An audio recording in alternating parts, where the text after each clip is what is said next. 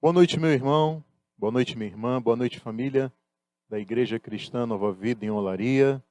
Mais uma quinta-feira, nós estamos aqui reunidos para este nosso culto de oração e pregação da palavra. Culto de toda quinta-feira, às 19h30, inicialmente, em uma sala virtual de oração. E agora, nós nos colocamos para ouvirmos a exposição do texto sagrado. Eu convido você a abrir a sua Bíblia nesta nossa série nos Salmos. Nesta noite nós iremos ler e meditar no Salmo de número 39. O salmo para a nossa meditação nesta noite é o Salmo de número 39. Salmo esse atribuído a Davi, Salmo de número 39. Assim nos diz a palavra do Senhor. Eu disse: vigiarei a minha conduta e não pecarei em palavras. Porém mordaça em minha boca enquanto os ímpios estiverem na minha presença. Enquanto me calei resignado e me contive inutilmente, minha angústia aumentou. Meu coração ardia-me no peito e enquanto eu meditava, o fogo aumentava. Então comecei a dizer: mostra-me, Senhor, o fim da minha vida e o número dos meus dias, para que eu saiba quão frágil sou. Deste aos meus dias o comprimento de um palmo, e a duração da minha vida é nada diante de ti. De fato, o homem não passa de um sopro. Sim, cada um vai e volta como a sombra. Em vão se agita, amontoando riqueza, sem saber que ficará com ela. Mas agora, Senhor, que hei de esperar? Minha esperança está em ti. Livra-me de todas as minhas transgressões, não faças de mim um objeto de zombaria dos tolos. Estou calado, não posso abrir a boca, pois tu fizeste isso. Afasta de mim o teu açoite. Fui vencido pelo golpe da tua mão. Tu repreendes e disciplinas o homem por causa do seu pecado. Como traça, destróis o que ele mais valoriza. De fato, o homem não passa de um sopro. Ouve a minha oração, Senhor. Escuta o meu grito de socorro, não sejas indiferente ao meu lamento, pois sou para ti um estrangeiro, como foram todos os meus antepassados. Desvia de mim os teus olhos, para que eu volte a ter alegria antes que eu me vá e deixe de existir. Curve sua cabeça, vamos orar. Senhor Deus e Pai, nós te agradecemos por esta noite, mais uma oportunidade que temos de estar na tua presença, Senhor, neste nosso culto, se valendo desses recursos que nos foram disponibilizados em nosso tempo. Muito obrigado pelo período de oração que passamos. E agora nós pedimos que o teu Espírito fale conosco, através desse texto, desse salmo inspirado por ti, Senhor. Ó Deus, que nós possamos, nesta noite, ainda que diante da brevidade da vida, Senhor, ainda que, ó Deus, tenhamos de ser disciplinados pelo Senhor por conta dos nossos pecados, ou até mesmo vivendo circunstâncias que não estão diretamente ligadas a transgressões, pecados, iniquidades específicas cometidos por nós, Senhor. Que nós, ó Deus, possamos saber como lidar com essas questões. Ó Deus eterno, fecha os nossos lábios para as murmurações. Abre os nossos lábios para falarmos das coisas boas e para falarmos contigo, Senhor. Pai eterno, ajuda-nos a termos a dimensão correta do tempo neste mundo e da eternidade, da realidade plena, última e final, contigo, Senhor. Pedimos isso para a glória do teu nome, em nome de Jesus. Amém. Meus irmãos e minhas irmãs, vejam vocês que este Salmo 39, ele é atribuído ao rei Davi. Nele nós lemos o lamento de Davi por causa das suas transgressões, das suas iniquidades e do seu pecado. Por isso ele se vê sob os açoites de Deus. Davi se vê flagelado por Deus. O seu sofrimento era fruto do castigo de Deus, conforme ele enxerga. Davi se via golpeado pela mão de Deus e já não suportava mais. Ele estava a ponto de desfalecer, ele via a morte bem de perto. Ele diz que ficou calado por um tempo. Por um lado, ele pensou que abrir a boca naquela circunstância daria margem à murmuração e à produção de um mau testemunho sobre quem Deus é diante dos ímpios. Só que ele se calou até mesmo diante de Deus. Quem sabe ele achou que podia falar inconveniências também com Deus. Só que o silêncio foi uma tortura angustiante para ele. Tortura essa que só terminou quando ele decidiu falar com Deus. Pelo menos, o seu tempo de silêncio lhe serviu para refletir sobre a própria vida. Davi pensou no que tinha mais valor para ele, especialmente sobre a brevidade da vida. E daí, em vez de se desesperar diante desta análise, ele colocou a sua esperança em Deus. E essa foi uma experiência tão marcante na sua vida que ele registrou isso em um salmo, este Salmo 39, e entregou este registro poético a um dos sacerdotes para que fosse usado como um cântico no culto diante de Deus. Lemos isso no título deste salmo. Eu não li no início dessa mensagem, mas você pode ver aí, logo acima do versículo 1, o título deste salmo que diz assim: para o mestre de música, ao estilo de Jedutum, salmo davídico. Apesar do que está informado nesse título, nós não sabemos o que significava, em termos de condução musical, entoar esta canção no estilo Jedutum.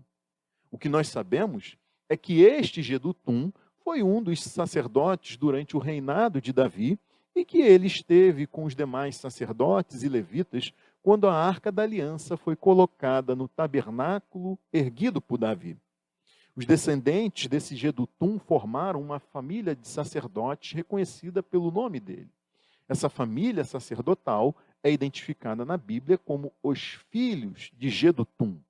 Ele é mencionado na Bíblia como responsável pelos instrumentos musicais utilizados no culto. Aos seus descendentes foi designada a função de profetizar, de dar graças, de louvar ao Senhor ao som de instrumentos musicais.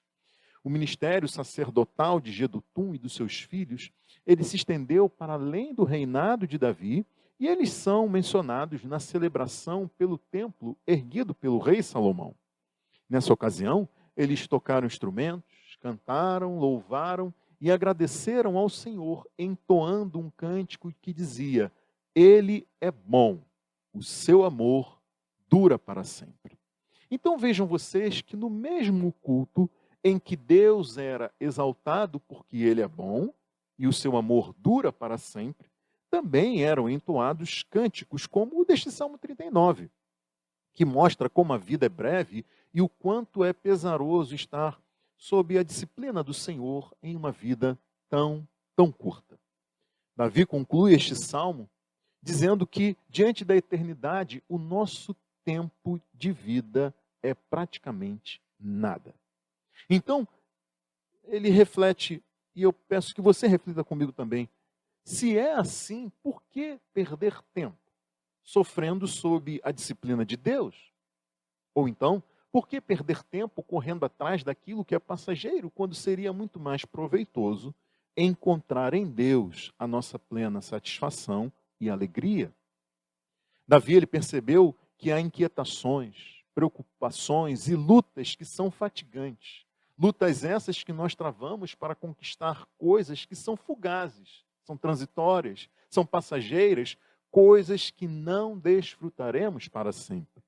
Ele também percebeu que os nossos pecados provocam a disciplina do Senhor, sim, que até tem um fim proveitoso, mas não é motivo de alegria enquanto estamos sendo fatigados, enquanto estamos sendo castigados.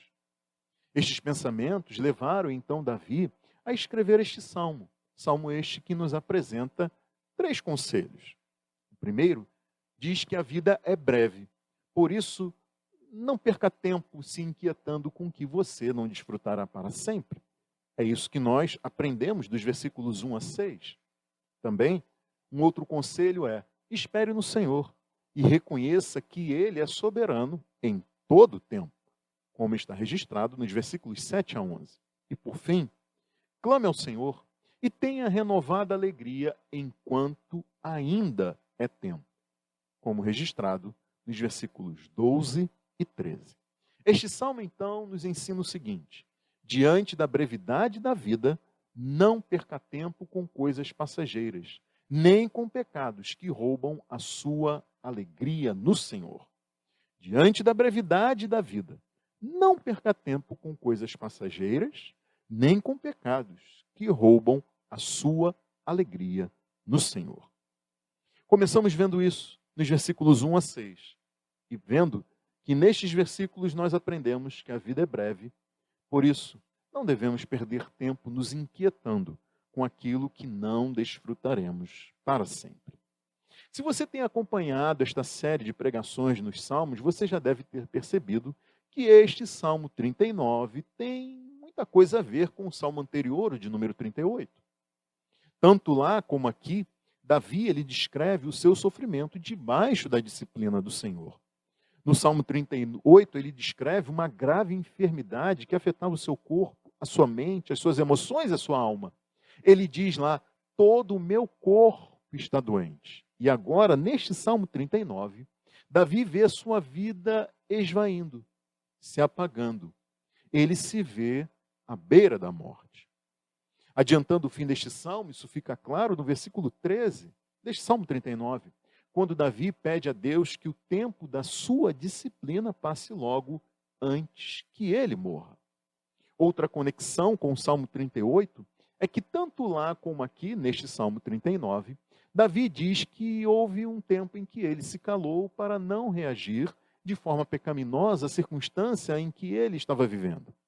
No Salmo 38, ele diz que se fez de surdo às calúnias dos seus inimigos e que se fez de mudo para não dizer coisas inconvenientes sobre os seus amigos que lhe viraram as costas quando ele mais precisava. Agora, neste Salmo 39, Davi também diz que se calou para não pecar. Usando uma linguagem figurada, ele diz que colocou uma mordaça à boca, principalmente para não dizer coisas inconvenientes sobre Deus enquanto sofria debaixo da disciplina do Senhor. Outras traduções para o versículo 1, elas registram o seguinte: disse comigo, tomarei cuidado com o que faço e não pecarei no que digo. Ficarei calado enquanto o perverso estiver por perto. Outra tradução diz: pensei comigo mesmo, tenho de tomar cuidado com o que falo para não cair no pecado de reclamar contra Deus. Ficarei bem calado, especialmente quando estiver na presença das pessoas que não obedecem ao Senhor. E daí a gente entende que Davi buscou não murmurar contra Deus. Sabendo que o seu sofrimento era resultado da disciplina do Senhor, provocada pelos seus pecados, por causa da sua tolice, em razão da sua insensatez, como fica claro, como mostra o Salmo 38, Davi viu que as suas ações e palavras poderiam somar mais pecado e levar os descendentes, os descrentes, melhor dizendo, a afirmar as suas convicções pecaminosas, em vez de perceberem que Deus é bom e que o seu amor dura para sempre. O amor e a bondade do Senhor que não se coadunam com os pecados dos seus filhos e das suas filhas. Amor e bondade que não ignoram nossas transgressões. Meus irmãos e minhas irmãs, amor e bondade desse Deus que são dispensados aos que Deus quer bem, mesmo quando Ele os disciplina. Davi entendeu o mesmo que está registrado em Eclesiastes capítulo 3, versículo 7. Há tempo de ficar calado e tempo de falar. E nós também precisamos, sinceramente, aprender a discernir esses tempos nas nossas vidas. Especialmente, como Davi neste salmo, nós precisamos aprender de quem devemos, de quando nós devemos estar calados, tanto quanto a quem nós devemos falar no tempo apropriado. Nós devemos aprender a discernir o tempo em que precisamos estar calados e quando, a quem nós devemos falar, portanto, no tempo apropriado. E em nossos dias, isso é mais do que nunca um aspecto muito importante para a nossa reflexão. Eu digo isso porque a vida nesses tempos de redes sociais virou assim um palco de exibição pública de cada pessoa que tem a sua conta em uma dessas redes. Na verdade, as redes sociais elas potencializaram aquilo que já existia em nós. São, só para mencionar, as redes que eu conheço, mesmo não as acessando com frequência, quando eu entro lá no Instagram, no Facebook, eu fico impressionado em como as pessoas elas exibem as suas vidas. Elas fazem de muitas coisas de suas vidas um espetáculo público.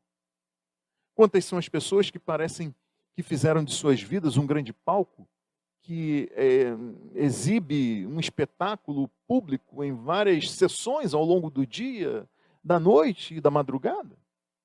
Eu sei de histórias em que um pedido de socorro foi visto e ouvido por meio de uma dessas redes sociais, o que, assim, nesse momento serviu para a ajuda de alguém que estava numa situação aflitiva, sendo ameaçado de violência, de morte, mas, sinceramente, isso não dá razão para o quanto as pessoas perderam o sentido de que há tempo certo para tudo, inclusive tempo de se conter. E aí a exibição pública, ela nos deixa assim à mercê da avaliação desse público. Assim como em uma peça teatral, na exibição de um filme ou um espetáculo musical, o público, ele está ali assistindo e livre para fazer críticas ácidas, maldosas, tanto quanto para ser complacente e até fazer elogios sinceros àquilo que está assistindo.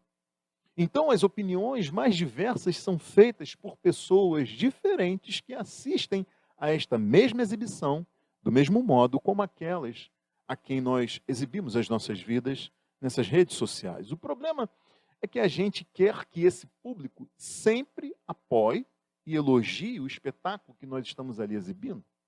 Adolescentes e jovens correm para essas redes sociais para contar e mostrar o que eles estão passando, as circunstâncias que estão vivendo, sejam elas quais forem. E aí, diferente de um diário ou de um caderno de orações, onde a pessoa se vale desse meio para ajudá-la a refletir sobre a própria conduta, para registrar ali caminhos que podem ser percorridos diante de uma situação, e também para colocar isso diante de Deus e buscar auxílio do Senhor. Um adolescente, um jovem, ele corre para as redes sociais para desabafar e falar sobre coisas sem refletir, sem pensar, sem considerar, sem se questionar, sem aprender nada.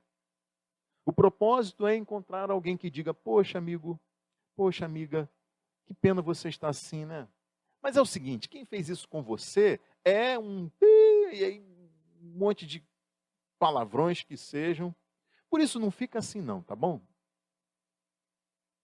Há coisas, meus irmãos e minhas irmãs, que precisam ser ditas a alguém e não ao público. Assim como há coisas em que a gente deve se calar, pelo menos por um tempo. Saber o que dizer a quem e quando se calar são coisas que nós precisamos reaprender, especialmente para quem é crente em Cristo. Há coisas que você precisa falar, não com outras pessoas, e sim com Deus. E quando você não sabe quando se calar diante das pessoas sobre certas circunstâncias da vida, o resultado é que você certamente dará um mau testemunho. Ao invés de ser bênção, você servirá de pedra de tropeço para outras pessoas. A sua murmuração pública testemunhará contra a santidade e a piedade na vida e não trará os benefícios pretendidos por Deus para a sua vida em uma circunstância específica. O curioso que a gente vê em alguns crentes nessas redes sociais é o quanto eles se expõem em várias circunstâncias, mas se calam completamente naquilo que poderiam expor sobre o que significa a vida cristã neste mundo. Há muito lá sobre essas pessoas, mas nada sobre o impacto do Evangelho em suas vidas. Meus irmãos e minhas irmãs, ainda que Davi tenha feito bem ao se calar para não dizer coisas más diante dos ímpios, O problema foi que ele se calou também sobre coisas boas e ele ficou mudo diante de Deus. Vejam que outras traduções para o versículo 2, elas registram o seguinte: enquanto eu estava em silêncio, sem falar sequer de coisas boas, a angústia cresceu dentro de mim. Fiquei em silêncio, como se fosse mudo, calei-me, mesmo no tocante ao bem, mas a minha dor se agravou. E daí, no versículo 3, ele registra que seu coração ardia no seu peito. Ele revela então uma inquietação na sua alma, uma aflição interior provocada pelo fato de que nem mesmo com Deus ele tratava sobre aquilo que ele estava sofrendo. Até que então ele fala com Deus e diz o que nós vemos nos versículos 4 a 6, e eu convido você a ler esses versículos aí comigo. Mostra-me, Senhor, o fim da minha vida e o número dos meus dias, para que eu saiba quão frágil sou. Deste aos meus dias o comprimento de um palmo. A duração da minha vida é nada diante de ti. De fato, o homem não passa de um sopro. Sim, cada um vai e volta como a sombra, e em vão se agita, amontoando riqueza sem saber quem ficará com ela. O tempo em que ficou calado serviu para Davi refletir sobre o tempo e concluir quão frágil é o homem e quão breve é a vida. E ele expressa isso se valendo de 3 ilustrações. A vida é tão curta que pode ser medida com um só palmo. E essa medida, no tempo de Davi, era a menor unidade de medida, equivalente a 3 dedos. A vida, ela é tão fugaz que se esvai tão rápido como um sopro. A vida é tão aparente como a projeção de uma sombra. É como uma mera silhueta da realidade. E daí, diante de tanta fragilidade e tanta brevidade, Davi indica o que pode ser visto como a fonte dos seus pecados. Ele afirma no versículo 6 que o ser humano tenta compensar toda a sua fragilidade e fugacidade vivendo de uma forma agitada, se sobrecarregando de inquietações, travando uma luta fatigante, se preocupando em demasia, fazendo grande esforço para amontoar riquezas, para juntar tesouros, porém, tudo em vão. É um esforço fútil, porque é tão frágil e tão fugaz quanto a própria vida. Nada garante que a gente vai conseguir manter esses tesouros por toda a vida. E pior, certamente nós não os levaremos conosco, nós não desfrutaremos dessa riqueza para sempre. Na verdade, quanto mais dinheiro você consegue, mais dinheiro você quer. Quanto mais dinheiro você junta, mais esforço fará para tão somente manter aquilo que conquistou. Daí não é sem motivo que Eclesiastes registra no capítulo de número 5. Quem ama o dinheiro nunca terá o suficiente. Quem ama a riqueza nunca se satisfará com o que ganha. Não faz sentido viver desse modo. Quanto mais você tem, mais pessoas aparecem para ajudá-lo a gastar. Portanto, de que serve a riqueza senão para vê-la escapar por entre os dedos? Quem trabalha com dedicação dorme bem. Quem quer coma pouco, quer muito. As muitas riquezas, porém, não deixam o rico dormir. Observei ainda outro grave problema debaixo do sol. O acúmulo de riquezas prejudica o seu dono, prejudica aquele que é rico. Ainda que seja registrado logo em seguida, nesse mesmo capítulo 5 de Eclesiastes, o seguinte: isso também é muito triste. Nós vamos embora deste mundo do mesmo jeito que viemos. Trabalhamos tanto tentando pegar o vento. E o que é que ganhamos com isso? A melhor coisa que uma pessoa pode fazer durante a curta vida que Deus lhe deu é comer e beber e aproveitar bem o que ganhou com o seu trabalho. Essa é a parte que cabe a cada um. Se Deus der a você riquezas e prosperidades e deixar que as aproveite e fique contente com o que recebeu e com o seu trabalho. Isso é um presente de Deus. Raramente essa pessoa fica pensando na brevidade de sua vida, porque Deus o mantém ocupado com a alegria do coração. De tal modo, meus irmãos e minhas irmãs, que o segredo da alegria, tendo pouco ou tendo muito, é o contentamento em Deus, e não a quantidade de coisas que você possui.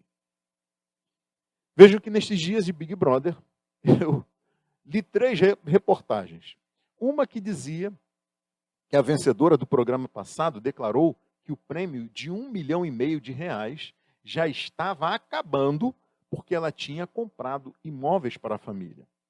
A outra reportagem dizia que o prêmio de R$ 1,5 milhão não é por si só o grande atrativo para os participantes do programa. Isso porque a exposição, o aumento do número de seguidores nas redes sociais, a fama que é turbinada, a conquista de patrocinadores fora da casa, isso sim é fundamental para esses participantes. De que vale receber R$ 1,5 milhão e não conseguir manter o padrão de vida obtido com esse dinheiro? Como fazer render esse dinheiro fora da casa? Essas que são as questões fundamentais. A terceira reportagem dizia que o prêmio de R$ 1,5 milhão está defasado e há 12 anos ele não é reajustado. E daí, considerando a inflação nesse período, hoje esse prêmio deveria ser em torno de R$ 3 milhões. Vejam, eu estou falando do Big Brother até porque não poderia deixar de mencionar essa desgraça, mesmo não buscando me manter informado sobre isso, mas a minha intenção não é só falar do que nós somos capazes assim para acumular riquezas e tesouro em dinheiro. A minha intenção é que você pense nos tantos tesouros não monetários que você tanto luta para acumular e manter ao longo da sua vida. Veja que Jesus disse: não acumulem para vocês tesouros na terra, onde a traça e a ferrugem destroem, e onde os ladrões arrombam e furtam, mas acumulem para vocês tesouros nos céus, onde a traça e a ferrugem não destroem, e onde os ladrões não arrombam nem furtam, pois onde estiver o seu tesouro, aí também estará o seu coração. E dada a comparação que Jesus faz entre os tesouros na terra e os tesouros no céu, fica claro que ele não era só de dinheiro que ele estava falando. O ponto principal dessa fala de Jesus é: pois onde estiver o seu tesouro, aí também estará o seu coração. E por isso eu peço que você pense quantas coisas, além do dinheiro, podem conquistar o nosso coração. Podem se tornar a busca ávida e fatigante das nossas vidas. Por quantas coisas a gente luta de forma fatigante, a gente se quieta tanto, a gente tanto se preocupa sem se dar conta que nada disso seguirá com a gente no caixão. Ainda que alguns até tentem fazer isso. Foi o caso de Sheron, um milionário de Trinidad e Tobago, que foi assassinado em 2018, quando ele tinha 33 anos. O corpo dele foi coberto para o velório com anéis e cordões de ouro, no valor de mais de 6 milhões de reais.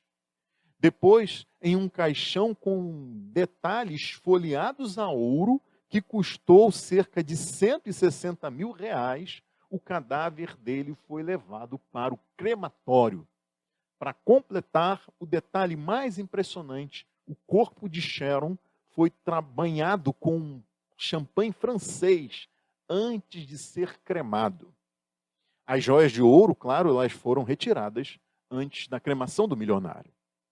Mas uma informação que chamou a minha atenção, tanto quanto a cremação em um caixão folheado a ouro, foi que a polícia suspeitava do envolvimento de parentes no assassinato do tal Sheron. Sim, meus irmãos e minhas irmãs, cada um vai e volta com a sombra, como a sombra. Em vão se agita, amontoando riqueza sem saber quem ficará com ela. Somos apenas sombras que se movem, e nossas inquietações não dão em nada. Acumulamos riquezas sem saber quem as gastará? A brevidade da vida tinha tomado os pensamentos de Davi. Tanto que esta brevidade da vida volta a ser mencionada neste salmo, no trecho seguinte, que pode ser resumido na seguinte recomendação: espere no Senhor e reconheça que Ele é soberano o tempo todo. Essa recomendação ela é compreendida em razão de Davi dizer, logo no versículo 7 e início do versículo 8, o seguinte, veja aí comigo: mas agora, Senhor, que hei de esperar? Minha esperança está em Ti. Livra-me de todas as minhas transgressões. E em seguida, ele clama pelo livramento dessas suas transgressões, enxergando que era Deus quem estava por trás do seu sofrimento, como nos mostram os versículos 9, 10 e 11. Veja aí comigo. Estou calado, não posso abrir a boca, pois tu fizeste isso. Afasta de mim o teu açoite, fui vencido pelo golpe da tua mão. Tu repreendes e disciplinas o homem por causa do seu pecado. Como traça, destróis o que ele mais valoriza. De fato, o homem não passa de um sopro. Outras traduções para o versículo 11 registram: quando castigas alguém por causa de seus pecados, tiras o que ele tem de mais precioso. Sim, a vida humana não passa de um sopro. Tu nos repreendes e assim nos castigas por causa dos nossos pecados. Tu destróis como a traça aquilo que mais amamos. De fato, o ser humano é apenas um sopro. Vejam, meus irmãos e minhas irmãs, se preciso for, em sua divina disciplina, Deus há de ferir aquilo que nós mais valorizamos. Aquilo que é um tesouro pessoal. Aquilo que você considera mais precioso, aquilo que você mais ama e que está desviando você de encontrar sua plena satisfação e alegria em Deus. E eu digo isso com muito cuidado, porque eu não quero que você pense que perdeu um filho, uma filha, pai, mãe, avô, avó, tio, tia, qualquer pessoa muito amada e querida na sua família nesta pandemia por causa de uma disciplina do Senhor. Eu não quero que você pense que perdeu seu emprego, que teve grandes perdas no seu comércio e que chegou até a falência nos seus negócios durante a pandemia por causa de uma ação disciplinar de Deus na sua vida. Eu não quero que você pense que está com câncer ou sofrendo uma doença degenerativa porque Deus está disciplinando você. Meus irmãos e minhas irmãs, nós perdemos pessoas amadas, sofremos doenças, temos perdas financeiras que nada tem a ver com uma disciplina específica de Deus, motivada por pecados específicos cometidos por nós. Porém, é possível que Deus ainda destrua como traça aquilo que mais amamos e que está nos afastando do amor que nós devemos ter por Ele.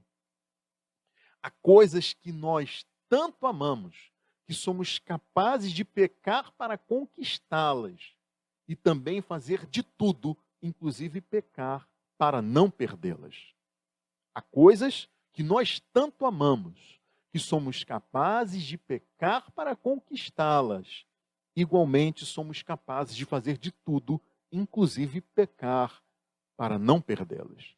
E se for o caso, ainda hoje, Deus pode tirar de nós o que nós temos de mais precioso nestes termos e nesse sentido.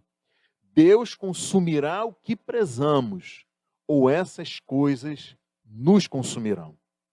Deus consumirá aquilo que prezamos, ou essas coisas nos consumirão.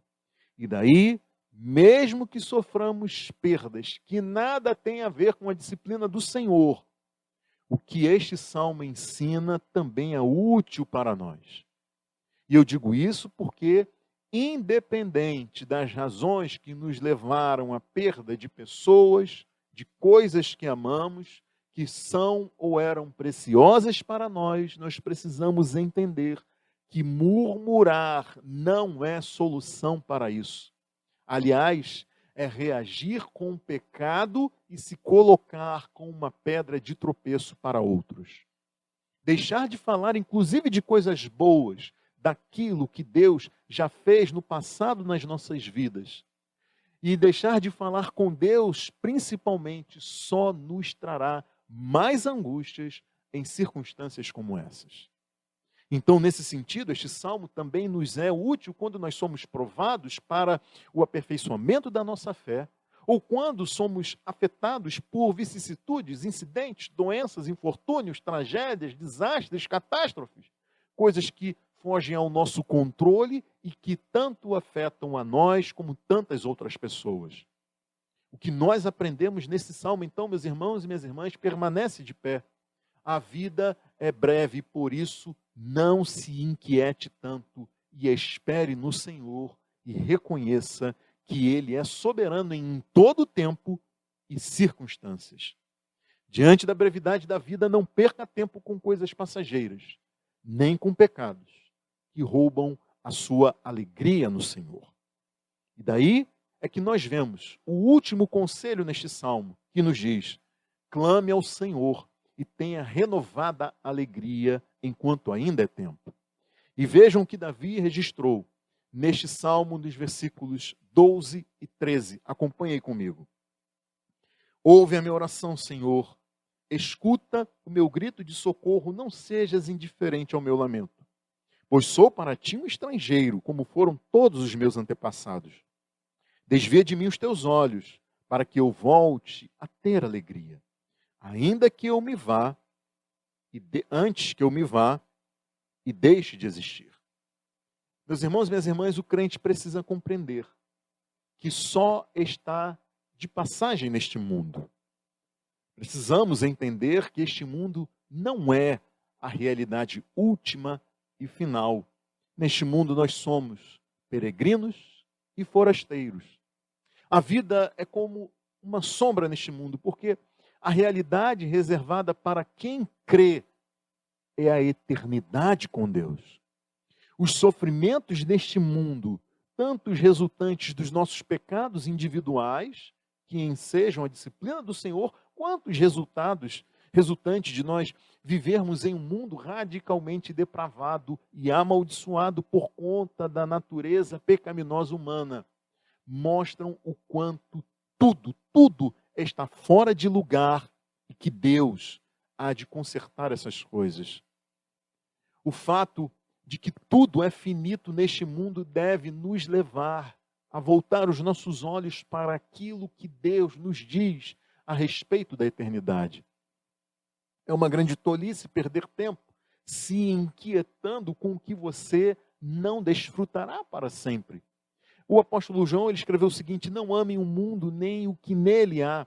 Se alguém ama o mundo, o amor do Pai não está nele, pois tudo que há no mundo, a cobiça da carne, a cobiça dos olhos e a ostentação dos bens, não provém do Pai, mas do mundo. O mundo e a sua cobiça passam, mas aquele que faz a vontade de Deus permanece para sempre. Lembremos, meus irmãos e minhas irmãs, daquilo que Jesus nos advertiu: cuidado, fiquem de sobreaviso contra todo tipo de ganância. A vida de um homem não consiste na quantidade dos seus bens. Meus irmãos e minhas irmãs, especialmente eu me volto para os adolescentes e jovens, saibam de uma coisa: o mundo e sua cobiça passam.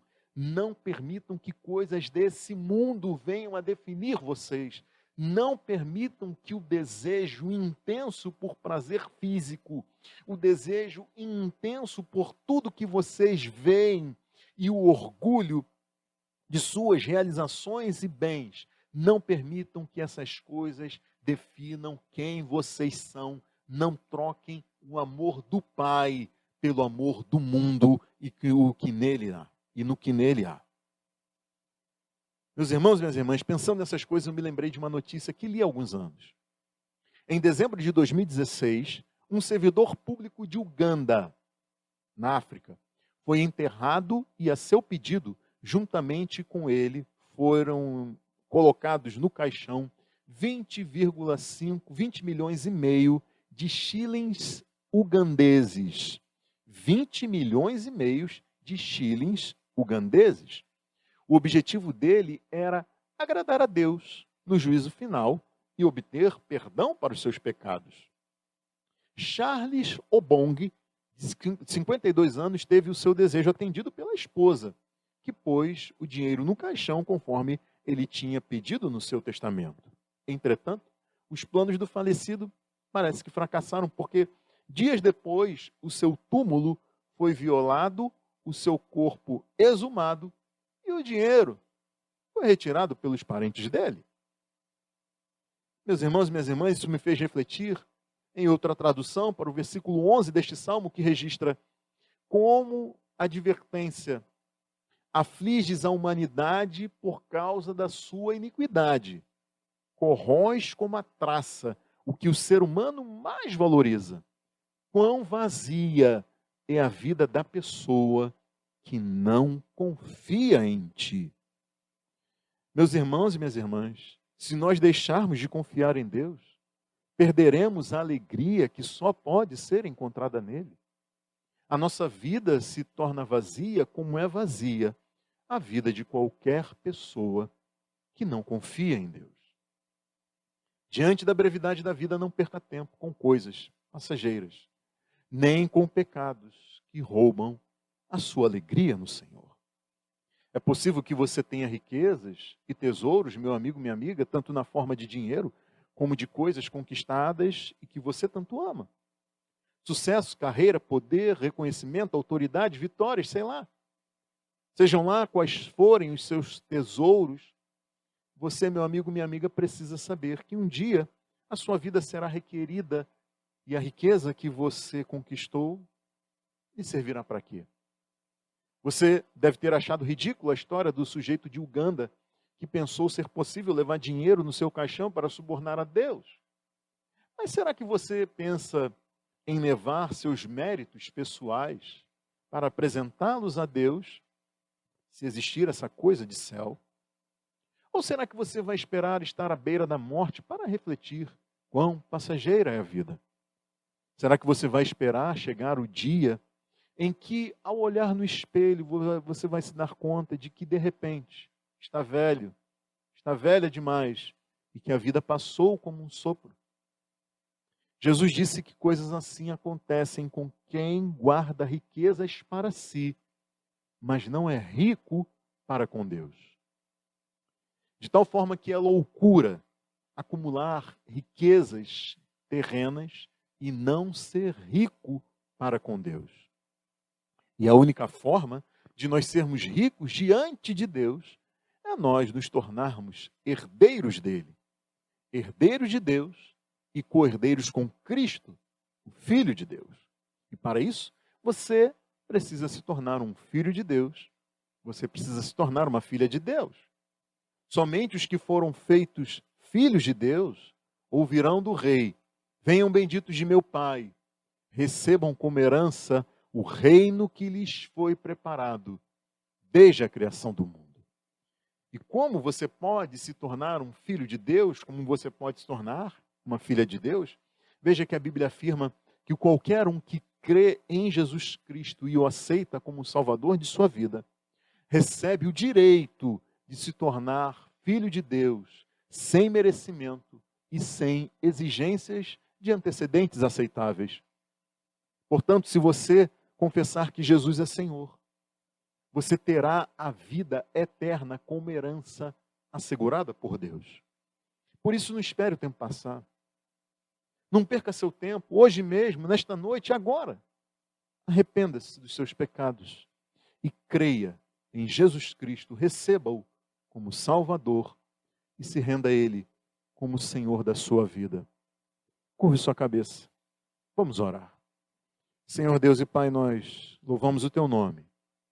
Agradecemos a Ti por esta noite, pela Tua palavra, Senhor. Obrigado por aquilo que pudemos meditar ao longo deste Salmo 39. Ó Deus, que possamos pensar no quão breve é a nossa vida. E no quanto, ó Deus, nós não devemos tolamente desperdiçar tão breve tempo com coisas que nos afastam da alegria que pode ser encontrada somente em Ti, da plena satisfação que só podemos encontrar em Ti, Senhor. Ajuda-nos também, ó Deus, a não nos perdermos em amores, paixões, desejos pecaminosos, Senhor, que roubam e nos afastam do amor que devemos dedicar ao Senhor. Transforma, ó Deus, as vidas dos meus irmãos e irmãs que estão passando por essa situação. E também, ó Deus, a vida daqueles e daquelas que são vidas tão vazias, porque não encontraram em Ti alegria, regozijo e satisfação. Pessoas que não confiam no Senhor. Que Teu Espírito Santo possa falar a eles e a elas. E que eles não esperem chegar ao fim de suas vidas para constatarem o quão breve suas vidas foram. Que eles não cheguem lá, Senhor, e não vejam esperança diante de Si. Que hoje, esses meus amigos e amigas possam entregar as suas vidas em Tuas mãos. Eu oro e peço isso no nome de Jesus. Amém. Meu irmão, minha irmã, meu amigo, minha amiga, Deus abençoe a sua vida. E até a semana que vem, se Deus assim nos permitir.